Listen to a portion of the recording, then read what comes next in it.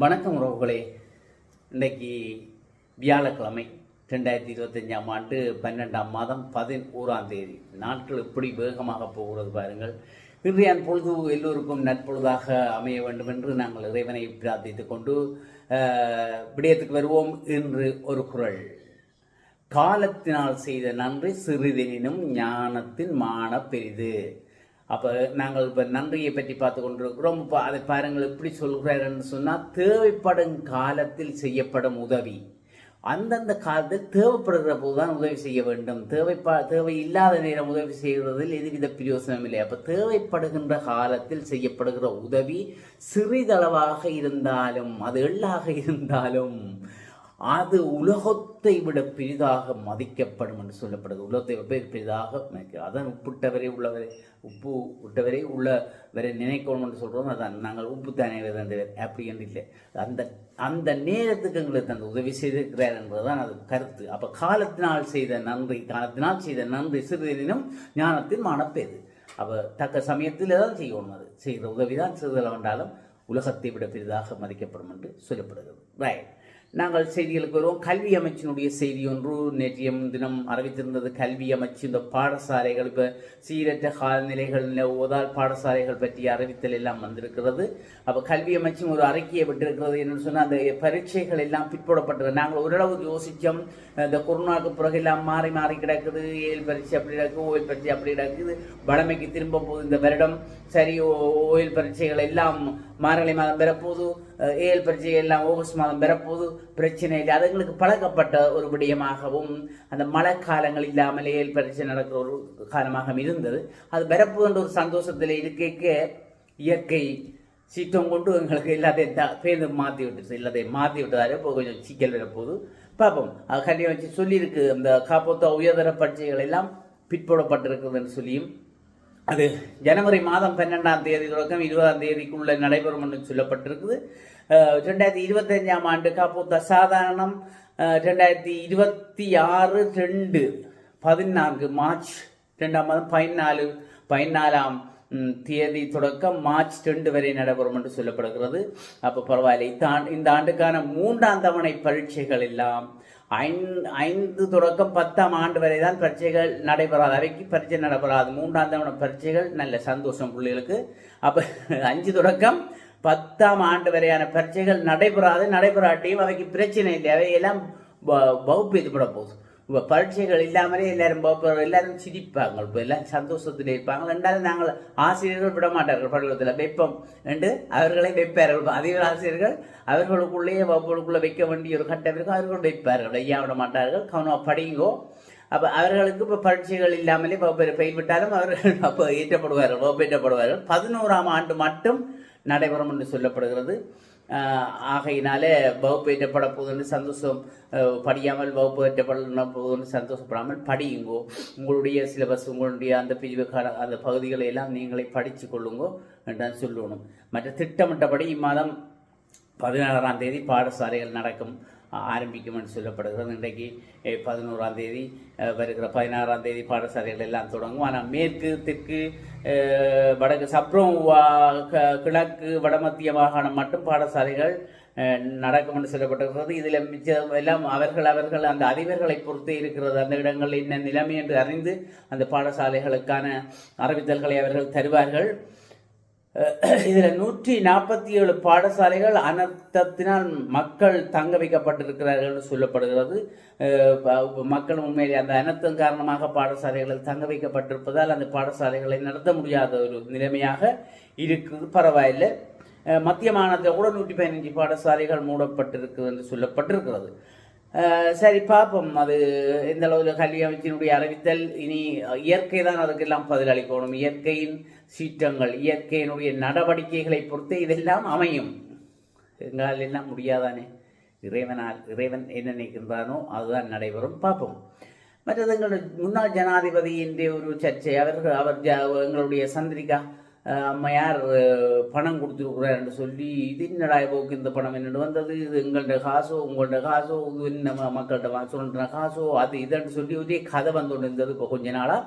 25 கோடி கொஞ்சம் கொஞ்சம் இல்லை, அனர்த்தத்தில் அகப்பட்டதோ பாதிக்கப்பட்ட மக்களுக்காக 25 கோடி ரூபாய் வழங்கி இருக்கிறாராம். கருணியம்மா தெரிவிச்சிருக்கிறார். பரவாயில்ல, அது எப்படி வந்ததெல்லாம் கேட்டுக்கொண்டிருக்கிறேன். சும்மா தாரத தருகிறார்கள், வாங்குகிறார்கள். அரசாங்கத்துக்கு தெரியுது. அரசாங்கமே இப்போ சொத்துக்களை என்னென்று திடீரென்று வந்த சொத்துக்களை எல்லாம் விசாரித்து அவங்க பிடிக்கிறாங்க தானே. அப்போ அவங்க பார்க்கட்டும்.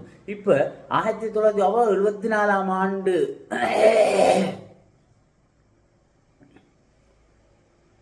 இருந்து அவைய அறக்கட்டளை நிலையம் ஒன்று இருக்கு. பண்டார நாயக்கா ஞாபகத்தமாக அவர்களுடைய அறக்கட்டளை ஒன்று இருக்குது. அந்த அறக்கட்டளையில இருந்து பணம் தான் அவர்கள் கொடுத்திருக்கிறார்கள் என்று சொல்லப்படுது. அப்போ அவர் சும்மா கொடுக்கலையே, அவை ஏதோ சரியாக தானே கொடுத்துருப்போம். அதை நாங்கள் போட்டு சும்மா கிளறாமல் இப்போ அது அவர்களை பார்க்குறவர்கள் பார்த்து கொள்வார்கள். நாங்கள் எங்களுடைய மக்கள் வதந்திகளை கூடத்தான் கதைக்கிற, சும்மா கதைக்க வலிக்கிறது எல்லாம் நெகட்டிவாக கதைச்சு கொண்டே இருக்கிறது. எனக்கு தெரியல, உனக்கு தெரியல, எங்கள் பக்கத்து வீட்டுக்காரனை கொடுக்குறான் என்று கேட்டால் அந்த கொடுக்குறவனே கொண்டு வந்து கொடுக்கணும். என்னென்று சரியான ஆதாரங்களோட கதை கொடுந்தாங்க. ஆதாரங்கள் இல்லாமல், சரியான தகவல்கள் இல்லாமல் சும்மா கதைகளை கதைச்சி பிரச்சனைகளை உண்டு பண்ணக்கூடாது. அதுதான் எங்களுடைய நல்ல ஒரு விடயமாக இருக்கும். மற்றது எங்களுடைய கிளிநொச்சியில நேற்று ஒரு விபத்து நடந்திருக்கிறது. அந்த விபத்தில் ஒரு குடும்பஸ்தர் 34 வயதுடைய ஒரு குடும்பஸ்தர் கொல்லப்பட்டிருக்கிறார். அது விபத்தில் நடந்ததா அல்லது விபத்தா கொலையா என்ற ஒரு சந்தேகத்துக்கிடமான இடமாக இருப்பதாகவும் அவருடைய மனைவியார் சொல்லி இருக்கிறதாக தகவல் வருது. என்னன்னு சொன்னால், மோட்டார் சைக்கிளில் போய் கொண்டிருக்க டிப்பர் வாகனம் பின்னால் வந்திருக்குது.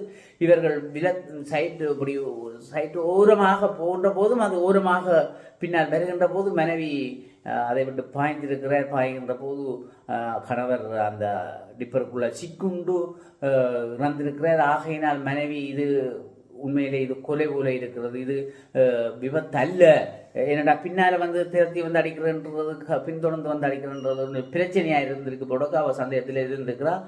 அப்போ தொடர்ந்து இதுக்கான விசாரணைகளை கிளிநொச்சி போலீசார் மேற்கொண்டு வருகிறார்கள். விவரம் வரும் வரை நாமும் பொறுத்திருப்போம்.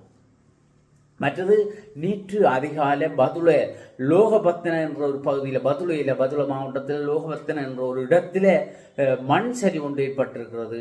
அதாவது அங்கால் பக்கம் மண் சரிவு ஏற்படுவதற்கான அபாயம் என சொல்லி அபாய எச்சரிக்கை, சிவப்பு எச்சரிக்கை எல்லாம் கொடுக்கப்பட்டிருக்குது. அப்போ அந்த சிவப்பு எச்சரிக்கை கொடுத்தா அங்கால நல்ல காலம் அங்கே அந்த நேரங்களில் உயிர் சேதங்கள் ஒன்று நடைபெறவில்லை, மக்கள் நிற்கவில்லை. மற்றது வீடு கட்டடங்கள் கூட அங்கே அந்த பக்கத்தில் கட்டடங்கள் இல்லாமல் இருந்திருக்கிறது. அந்த நிலையிலே அது ஆகையினால் உயிர்கள் தப்படைப்பட்டிருக்கிறது. மற்றது அதை மக்கள் பேசி கொண்டிருக்கிறார்களாம். என்னென்று சொன்னால், என்னடாப்பா நீங்கள் உங்கள் சொல்றீர்கள் மண் சரிவன்றீர்கள், சோபிச்சிருக்கிறீர்கள், நாங்கள் பூரம் பாரம் எத்தனை பூரம் பாரம், ஆனால் ஒன்று நடக்கல தானே, ஏன் எங்களை போட்டு அலைக்கிறீர்கள் அப்படி என்றெல்லாம் நாங்கள் அப்படித்தான் கதைக்கிறது. எங்களுக்கு அது ஒரு அது வரப்பிரசாதம் எங்கள்கிட்ட நாக்குக்கு. ஏன் என்னது கதைக்கிறவன்றது அவங்க சரி சொன்னது சரி. அது காலநிலைகள் அதோடு மாறுபடலாம். சில இப்போ மழை பெய்யுமெண்டா பெய்யாமலும் விடலாம். அதுக்காக நீ என்ன பெய்யுமெண்டா பெய்யலை, நீ படிச்சனியோ இப்படியெல்லாம் கேட்குறது. ஏன் எங்களுக்கு அந்த அளவுக்கு ஏன் நாங்கள் அப்படி கதைக்கிறோம்ட்டு எங்களுக்கு தெரியவில்லை. அப்போ அவர்கள் சொல்லியிருக்கிறார்கள், உண்மையில நாங்கள் கணிக்கிற சொல்கிறோம். எங்களுக்கு சற்றி அத்துல்லியமாக கணிக்கிற கருவிகளில் எங்கள்கிட்ட இல்லையப்பா. நாங்கள் கஷ்டப்பட்ட நாடு இது வளர இல்லை. எங்கள்கிட்ட கொஞ்சம் இந்த வெளிநாடு மாதிரி துல்லியமாக கணிக்கிற கருவி இருந்திருந்தால் நாங்களும் சொல்லுவோம். இப்போ எங்களுக்கு சாதா காட்டுது, அப்போ எச்சரிக்கை விடுறோம். இதுதான் எங்களால் முடியும். சிவபெச்சரிக்கை விடுறோம், நீங்கள் போங்கோ, தச்சியம் இருந்தால் எங்களை பேசாதீங்கோ. அவர்கள் அப்படி சொல்லிக்கிறார்கள். அப்போ இலங்கை அரசாங்கம் இந்த நிவாரண பணிகளோட இந்த இப்படியும் ஒன்றை நிவாரணமாக கேட்டான் இல்லை வெளிநாடுகளில் இருந்து. என்னென்னு சொன்னால், எங்களுக்கு இப்படி ஒரு கருவியை தாங்க ஒன்று கேட்டால் அதை கொடுப்பினா அரசாங்கம் எப்படியும் எங்களுடைய அரசாங்கம் அதை கேட்கும், அதை பெறும்ன்றது நம்பிக்கை இருக்கு. பார்ப்போம், இருந்து பார்ப்போம் என்ன நடக்குது என்று சொல்லி. சரி, மற்றது எங்கள் ஊரளவிலேயும் ஒரு இளைஞர் ஜெர்மனியில் போய் தன்னைத்தானே மாய்த்து கொண்டிருக்கிறார், விபரீத முடிவெடுத்திருக்கிறார். என்னென்னு சொன்னால், ஊரில் சேர்ந்த புஷ்பராஜா சுயான் வயது 25 இளைஞர் இவர் ஜெர்மனுக்கு போயிருக்கிறார். கஷ்டப்பட்டு கடன்பட்டு துன்பப்பட்டு துயரப்பட்டு போயிருக்கிறார். அங்கே தன்னை அகதி என்று சொல்லி பதிஞ்சிருக்கிறார். பதிஞ்ச இடத்தை அவங்கள அகதி முகாமில் ஒன்றை சேர்த்துக்கிறாங்களா. அங்கே போயிருந்தால் விசா இல்லை, வேலை இல்லை, மனவிரக்தி. அவருக்கு மனவிரக்தி வந்திருக்கு, விசா இல்லை, பிரச்சனைன்னு சொன்னால் தனிமை மொழி பிரச்சனை. அதுக்கு ஜெர்மனில் வச்சு என்னென்ன உடனே போகணுன்னு பழகிற கொஞ்சம் பொறுமையாக இருந்து கொண்டு தம்பி விட்டுட்டான். நியாயமா அப்போ அவர்களுக்கு சின்ன இடங்களில் கதைக்க முடியாமல் இருந்து தனிமையாக இருந்து நான் வரப்புறம் அவர்களும் தலைவர் சொல்லி தம்பி வாடா நான் போன கடனை கொஞ்சம் அடைச்சி போட்டு வாடான்ட்டு சொல்லி தானே அடைக்கிறதுக்கு அது உழைச்சி போட்டு வாடான்ட்டு அவன் இருந்திருந்து பார்த்து தன்னை கட்டுப்படுத்த முடியாமல் தூக்கிலிட்டு மரணமாயிருக்கிற விபரீத பாவம். என்ன செய்வது? துக்கப்பட வேண்டிய விடயம்தான். ரைட். மேலும் நாங்கள் இத்துடன் இந்த செய்திகளை நிறைவு செய்து கொள்வோம். மீண்டும் இன்னும் ஒரு செய்தியை காணொளியில் உங்களை சந்திக்கும் வரை உங்கள் அனைவரிடம் இருந்து விடைபெற்றுக் கொள்வது உங்கள் அன்பின் முருகன். நன்றி.